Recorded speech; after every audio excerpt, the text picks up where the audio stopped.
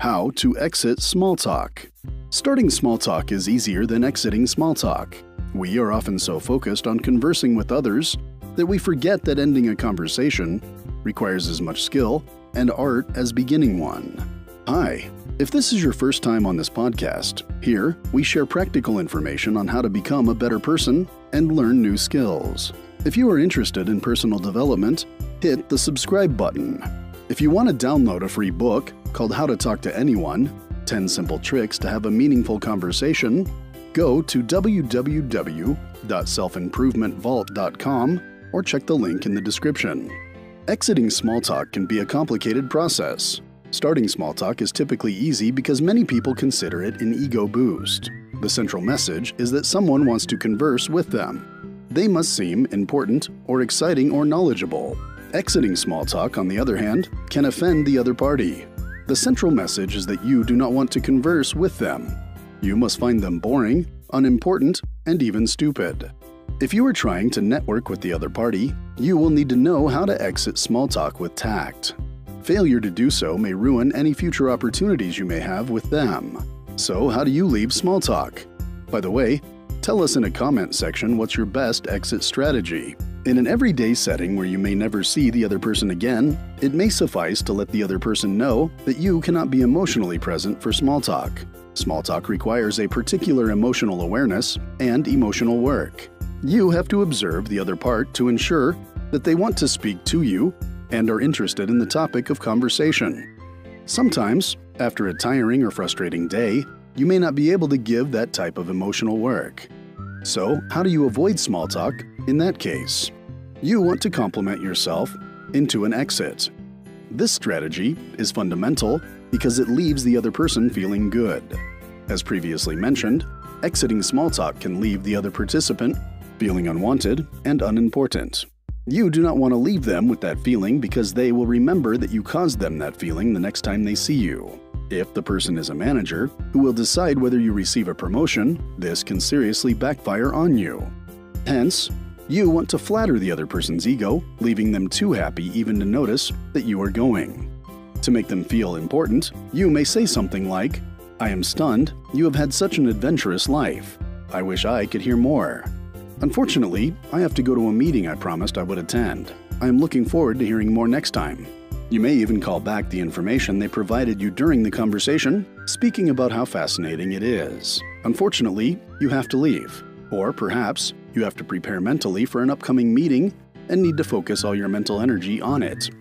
You will be able to go further in your professional and personal life if you develop the art of not alienating people. Another way to prevent alienating a person trying to engage in small talk with you is to plan another time and place for your conversation.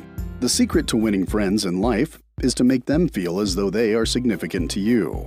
Rather than cutting the small talk short, you may instead make arrangements for an even deeper, more meaningful conversation with the other party.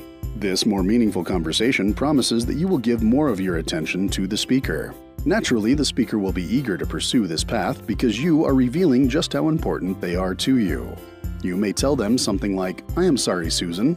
I don't mean to be forward or pushy, but I think that you have a lot of wisdom and input on this topic. I think I could learn a lot from you about handling a lot of situations at my workplace or in my personal life. I would like to set up a lunch meeting soon if you are free. I know you are quite busy, but I would appreciate you taking the time to speak with me." In this case, you have alerted Susan that she has plenty of valuable knowledge to give you. You want to exit this small talk with her, not because she is uninteresting or unimportant, but because she is too important for small talk. You understand that she may be too busy for you, but you would appreciate it if she found time to have a conversation with you. You win over Susan's loyalty and friendship by planning another time to speak with her. Emphatically, you do not exit the small talk as much as you reschedule it, setting a later time for your conversation. You must never be rude when exiting small talk with someone else.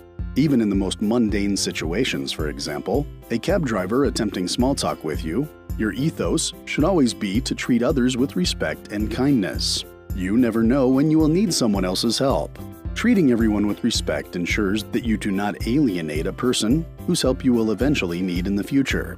In addition, it is simply good practice to treat people with respect and kindness.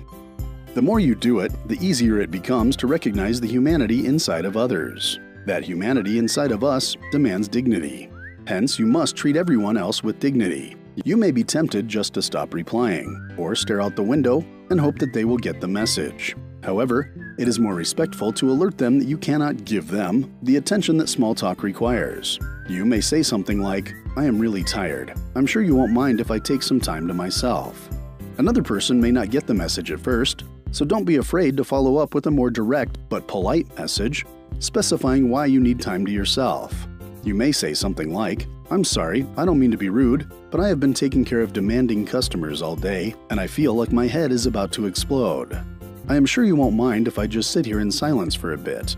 You can always gracefully bow out of small talk without being rude or making the other participant feel unimportant or disrespected.